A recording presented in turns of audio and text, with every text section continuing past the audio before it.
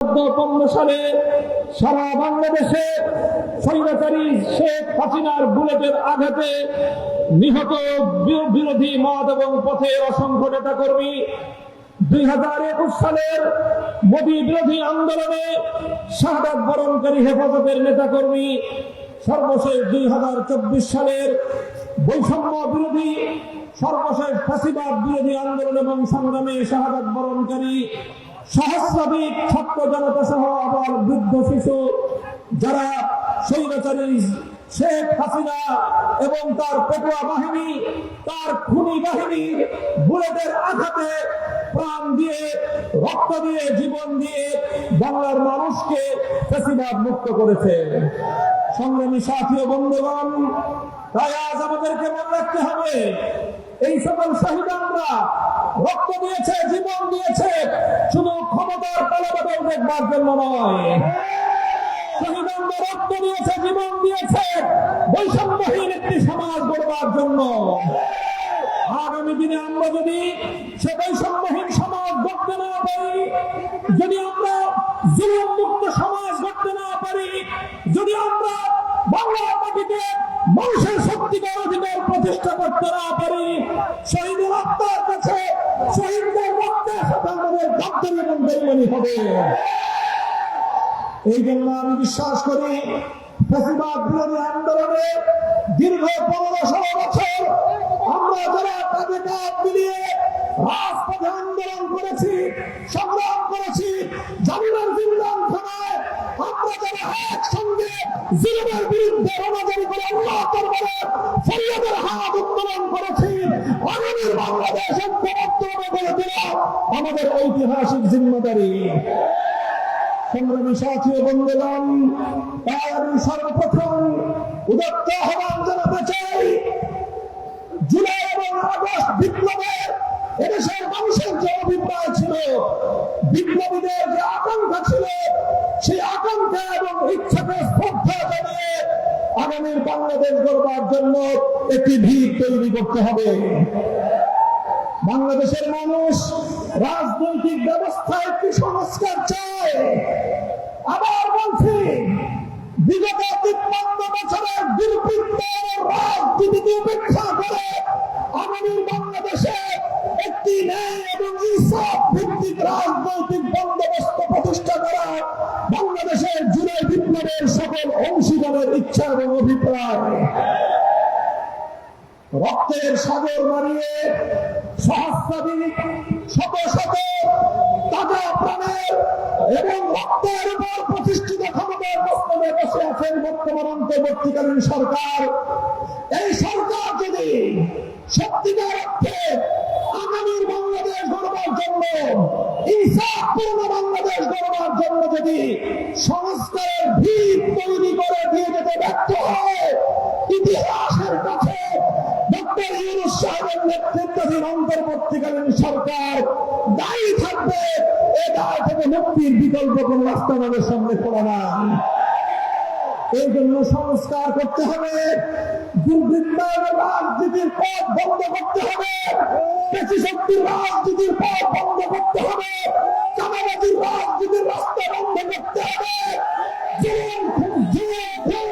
হত্যাকাণ্ডের রাজনীতি বন্ধ করতে হবে, নতুন কোন ফ্যাসিবাদ তৈরির রাস্তা বন্ধ করতে হবে।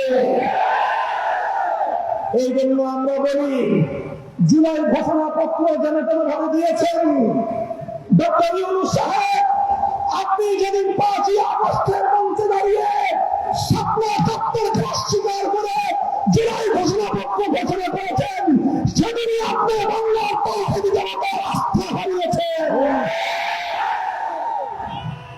ডক্টর ইউনূস সাহেবকে 5ই আগস্টের জুলাই ঘোষণাপত্র তৈরি করবার জন্য যারা সহযোগিতা করেছেন, যারা সেই ঘোষণাকে স্বাগত জানিয়েছেন, আমরা তাদের সকলকে আসামির কাঠগড়ায় দাঁড় করিয়ে বলতে চাই, শাপলা চত্বরের বীর শহীদদেরকে আপনারা যে অসম্মান এবং অমর্যাদা করেছেন, আগামী বাংলার মানুষের কাছে আপনাদেরকে সেজন্য জবাবদিহিত করতে হবে।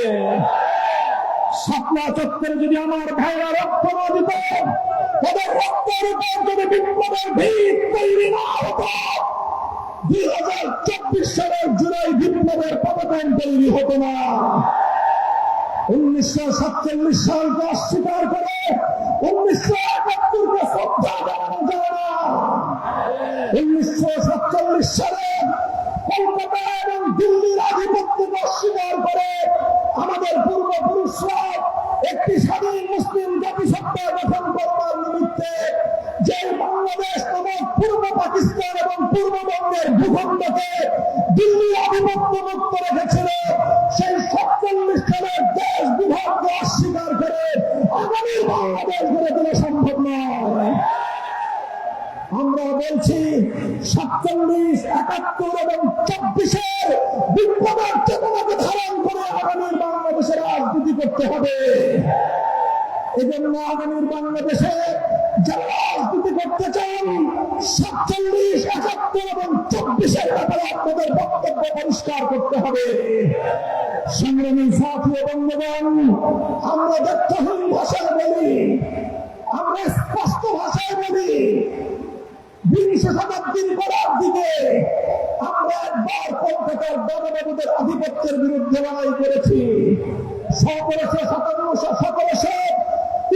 সাল থেকে 1847 সাল পর্যন্ত, 1757 থেকে 1947 সাল পর্যন্ত 190 বছর ব্রিটিশের আধিপত্যবাদের বিরুদ্ধে আমাদেরকে লড়াই করতে হয়েছে।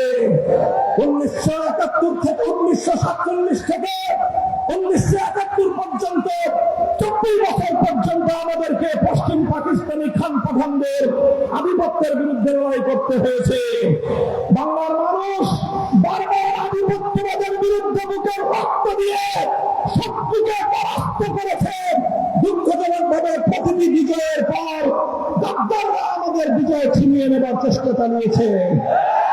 আমরা আবার দেখছি 2024 সালে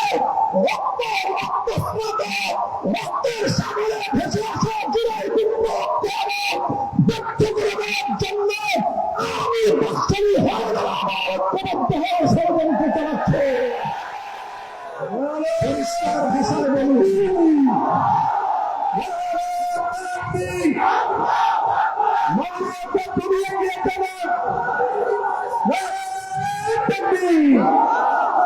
আমরা স্পষ্ট ভাষায় ব্যক্ত করতে চাই, 24 জুলাই বিপ্লবীরা যেভাবে 5 আগস্ট